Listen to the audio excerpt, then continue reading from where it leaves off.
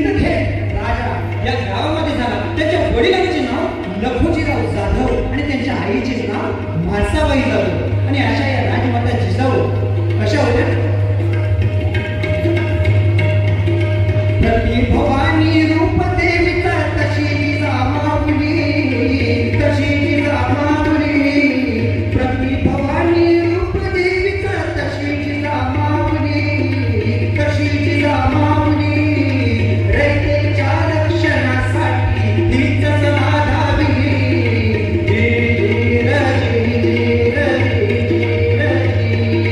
सन्मार्गाचा आणि सत्वाचा धडा हिने शिकविला, धडा हिने शिकविला. सन्मार्गाचा आणि सत्वाचा धडा हिने शिकविला. स्वराज्याच्या रक्षणासाठी केला मावळा उभा.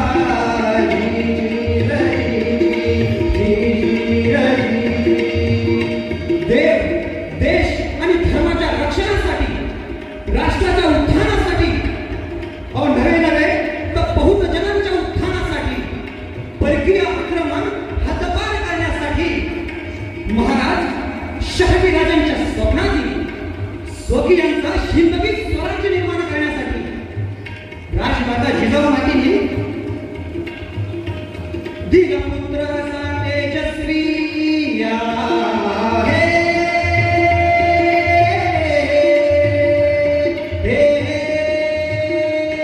दिगपुत्र असा तेजस्वी, दिगपुत्र असा तेजस्वी आणि ओजस्वी कर्म तपस्वी. शिवाजी राज तोडला, शिवाजी राज तयार केला, शिवाजी राज तयार केला. मावळे वीर आणि सरदार, मावळे वीर आणि सरदार.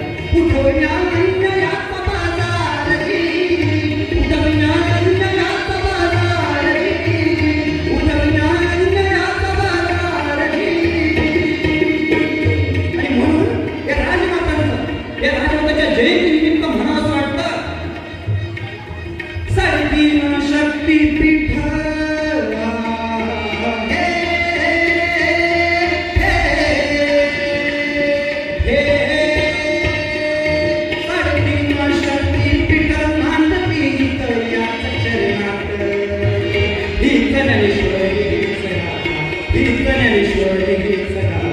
मराठ्याची भगवद्गीता, मराठ्याची भगवद्गीता. स्वराज्य जननीची माता होती, स्वराज्य जननीची माता होती, स्वराज्य जननीची माता होती.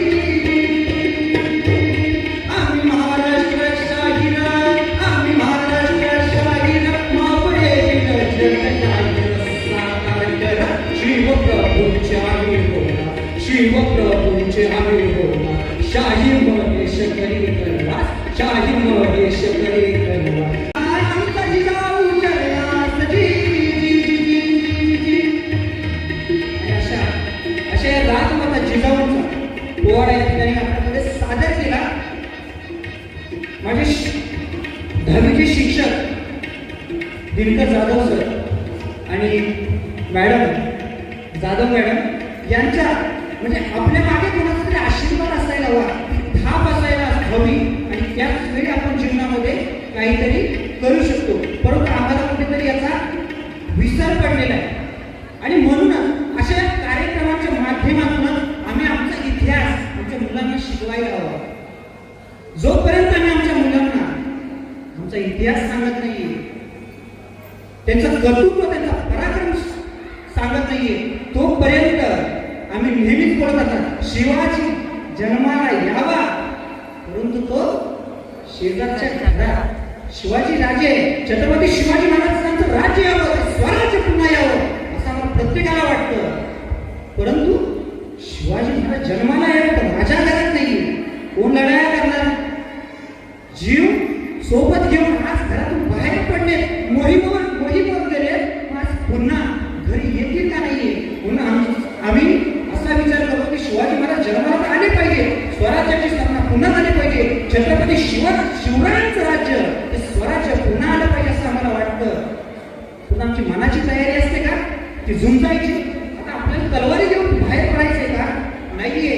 तर काल परिस्थितीनुसार आम्ही काय ऐवजी छत्रपती शिवाजी महाराजांची किंवा स्वराज्य जननी राजमाता जिजाऊ मातेनी त्यांच्या मनामध्ये इतर काही विचार नव्हता का स्वराज्याची स्थापना त्यांना करावीशी वाटली का अशा पुत्राला जन्म द्यावा वाटला की तो पुत्र पोटामध्ये असतानाच तो जन्माला आल्यानंतर त्याचं ध्येय काय असावं त्या मातेने आधीच ठरवलं होतं आणि म्हणूनच छत्रपती शिवाजी महाराज सरकार हे नररत्न या महाराष्ट्राला लाभलं आणि त्यामुळे आम्ही आमच्या मुलांवरती तसे संस्कार करायला पाहिजे.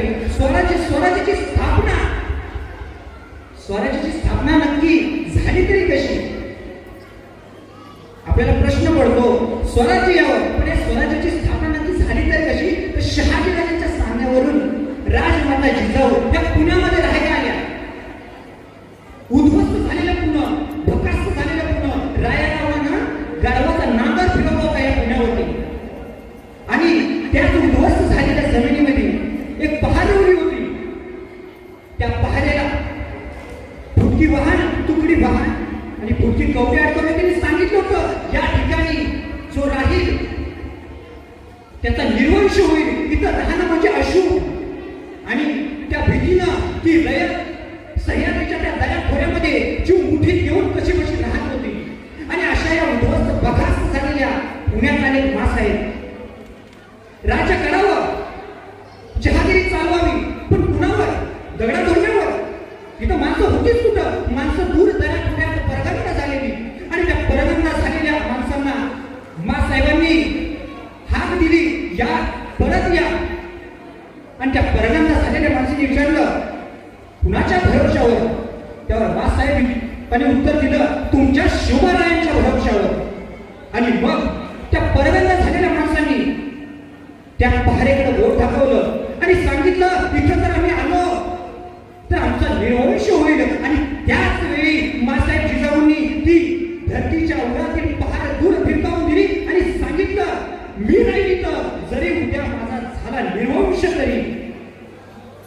आणि शिवाजी राजांसोबत बाळ शिवरायांसोबत राजमाता जिजाऊ पुण्यात राहायला लागल्या.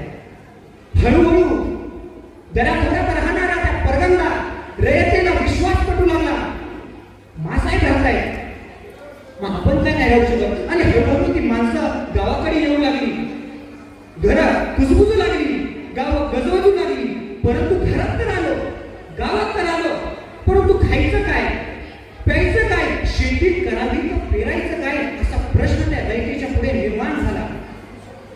आणि मग त्यावेळी महाराष्ट्रातील पहिली सहकारी संस्था उभी राहिली. त्याचं नाव स्वराज्य आणि त्या स्वराज्य नावाच्या संस्थेच्या संस्थापिका होत्या बाळासाहेब जिजाऊ. आणि या स्वराज्य नावाच्या संस्थेच्या माध्यमातून इथल्या गावातील लोकांना बियाणे दिली, बैल जोड्या दिले आणि रयत काय करायला लागली? शेती करायला लागली. पेरणी झाली, पीक आलं, सोन्यासारख्या धान्यांची कणसं लागू लागली. परंतु एक समस्या निर्माण झाली. दूर दऱ्याखोऱ्यातील रानगव्यांसारखी जनावरं उभ्या पिकामध्ये हैदोस घालायला लागली, पीक नासवू लागली. आणि मग ही रयत मासाहेबांना जाऊन सांगू लागली मासाहेब पेरणी तर झाली, पिकं तर आली, सोन्यासारख्या धान्यांची कणसं सुद्धा लागू लागली, परंतु दूर दऱ्याखोऱ्यातील रानगव्यांची जनावरं उभ्या पिकामध्ये नासधूस करतात. मासाहेब काहीतरी करा मासाहेब. मासाहेबांना कळून चुकलं.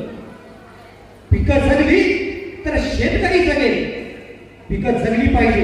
आणि त्याच वेळी मासाहेबांच्या विलक्षण बुद्धीतून एक विलक्षण युक्ती मासाहेबांनी केली आणि गावामध्ये दवंडी पेटवण्यात आली की जो कोणी उभ्या पिकामध्ये नासधूस करणाऱ्या या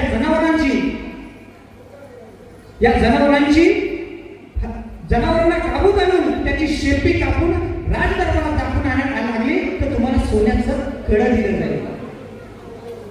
आणि अशा प्रकारे ही दवंडी दिल्यानंतर गावातील तरुण पोरं रात्रीच्या वेळी पहारा देऊ लागली, शेताला पहारा देऊ लागली, त्या रानगव्याची शिकार करू लागली. त्या रानगव्याची शेपटी घेऊन राजभरात येऊन मासाहेबांना दाखवू लागली, सोन्याचं कड मिळवू लागली. मासाहेबांनी एका दगडामध्ये 2 पक्षी मारले होते. एक मध्ये त्या जनावर आणि दुसरी गोष्ट म्हणजे स्वराज्याच्या रक्षणासाठी आवश्यक असणाऱ्या शूरवीरांची मायंदारी त्याच्यातून निर्माण झाली होती. एके दिवशी रात्री 1:30 सुमाराचा प्रहर होता. 4-5 तरीबांड पोरं एकाच्या खांद्यावर त्या रानगव्याचं घोडं घेऊन ते लाल महालाच्या दिशेने आले आणि त्या मुलांचा आवाज ऐकून तो पहारेकडे तिकडे धावला आणि काय तसं हे तनबांड पोरगं म्हटलं मासाहेबांना भेटायचे. आणि त्यावेळी त्याला सांगितलं उद्या सकाळी मासाहेब झोपल्या जातात आणि ती मुलं काय त्या पहारेकड्याला ऐकून नाही. त्यांनी सांगितलं आम्हाला मासाहेबांना आत्ताच भेटायचे. आणि तो त्यांचा हंतकतोळ ऐकून मासाहेब स्वतः जातीने त्या ठिकाणी आल्या आणि विचारलं काय तसं ते तनबांड पोरगं मासाहेबांच्या पुढे मासाहेब तुम्ही धमकी दिली होती ना जो कोणी जनावरांची शिकार केलं त्याला सोन्याचं कड दिलं जाईल. हे बघा ते जनावरच घेऊन आले. मासाहेबांनी एकदा त्या मुलाकडं आणि एकदा त्या जनावरांकडे पाहिलं आणि त्याला मासाहेब बोलला काय आम्ही दवंडीमध्ये असं सुद्धा सांगितलं होतं आता घोडा आणायचं गरज नाहीये फक्त त्या जनावरांची शेपटी आणली तरी तुम्हाला सोन्याचं कड मिळेल. आणि त्या सरशी ते पोरगं म्हणालं मासाहेब ध्यानातच नाही राहिलं बघा. आणि मग मासाहेबांनी त्याला विचारलं काय उद्या सकाळी आला असतास तर तुला मी सोन्याचं कडं दिलं नसतं काय. तसं सायदिशी तो पोरगं मागं सरळलं मान खाली घातली त्याच्या डोळ्यातून अश्रू व्हावं लागलं. मासाहेब सोन्याचं कडं मिळालं म्हणून आलो नाही मासाहेब तुमच्या कौतुकाची थाप पाठीवर पडावी म्हणून आलो मासाहेब. त्या जनावरांची शिकार केली आणि एकदा वाटलं कधी कधी मासाहेबांना भेटतोय आणि तुमच्या कौतुकाची थाप या पाठीवर घेतोय त्यासाठी आलो मासाहेब सोन्याचं कडं मिळावं म्हणून नाही आलो मासाहेब. मासाहेबांनी त्या पोराचं डोळं पुसलं आणि विचारलं काय नाव काय तुझं. त्यावेळी ते पोर म्हणाल तानाजी म्हणाल जरा घोंगडे गावताजी. आणि त्या दिवसापासून तानाजी हा स्वराज्याचा झाला तो मरेपर्यंत स्वराज्याचा झाला. अहो ज्या समाजामध्ये पाठीवर कौतुकाची थाप देणारी माणसं असतात त्या समाजामध्ये नेहमीच नरळा निर्माण होतात आणि ज्या समाजामध्ये पाठीवर कौतुकाची थाप देणारी माणसं नसतात त्या समाजात कधीही नरमध्ये जन्मास येत नाही. आणि तसा आणि असा तो तानाजी माणूस हा मरेपर्यंत स्वराज्याचा कसा राहिला हे आपण या पोवाड्यातून अहुराचे हो जिराजी अहुराचे हो जिराजी स्वराज्याचे पांडू तोरण संधी पाहून कोंडाणा किल्ला घ्यावा अष्टमी मूर्त ठेव ध्याना जिजाबाई बदला राजगडात जिजाबाई बदला राजगडात कोणाला सगळा बळकटीला मोगलांच्या जास्त बरे नाही ती आपली अस्मिता आहे. प्रणाम केला मातेला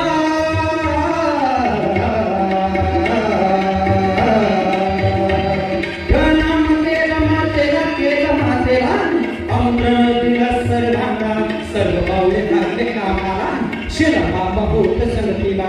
आणि त्यावेळी रायबाच्या लग्नाचं निमंत्रण घेऊन एक दूत महाराजांकडे आला आणि मग परतीचा निरोप पाठविला आता नाचीला पूर्वीला गलगीन कार्याला आम्ही जातो बघा लढाईला.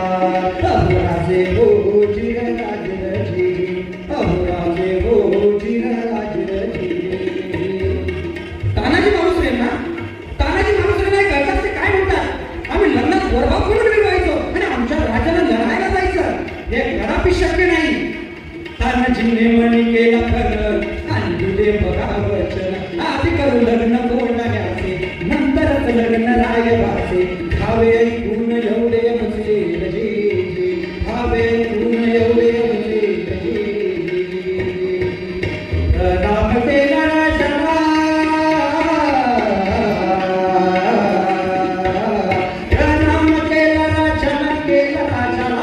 तानाजी वीर चालला कमरेचा बांधला शिवाय तस मारली बघा घोड्याला मारली घोड्याला जिरहाजी मारली घोड्याला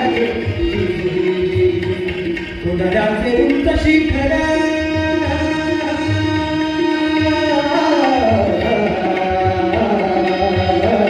कोणाचे उंच शिखर मोठी अवघड गडावर जावे तरी कसे टाकावे तुम्ही कडून फासे.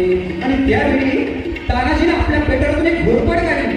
त्या घोरपडीचं नाव काय माहितीये यशवंती यशवंती बांधली गोरीला यशवंती कुंकुमात तुला आज यावे आमच्या मदतीला गळगे आमच्या हाताला वचन दिले आम्ही राजाला मावळे चढतीवर तुला असे करून चढले कोठाना चढले कोठाना जिराजी चढले कोठाना जिराजी चढले कोठाना जिराजी. आणि त्यावेळी काही कोंढाण्याचा किल्लेदार होता उदयभान नावाचा एक राजपूत. हे उदयभान्या कोण? तानाजी. हा तुझा बाप तानाजी माणूस आला उमरेड गावचा. अरे तू इथे काय करतेस महाराष्ट्रात? दिल्लीला चल त्या बादशाला मुजरा कर तुला किल्लेदार करतील. अरे हट दिल्लीला मुजरा करणारी हलकटलाट आमच्या मराठ्यांची नाही. आम्ही मोडू पण वागणार नाही. आता तुम्ही म्हणाला मोडून पण वागणार नाही म्हणजे काय? अहो मराठ्यांना ताटखाना ठेवायला दोनच माणसांनी शिकवलं. एक म्हणजे छत्रपती शिवाजी महाराज आणि दुसरे म्हणजे धर्मवीर छत्रपती संभाजी महाराज. आणि मग तानाजीने वार बघा केला तानाजीने वार बघा केला उदयभानचे स्थानला उदयभानच्या एका पाराला तानाजीचा हात उडविला कमरेचा काढून शेरा शेरावरती घेतली बाळाला रक्ताच्या थारोळ्यात तानाजीला पाहून 80 वर्षाचे शेरा मामा उदयभानावर धावून आले.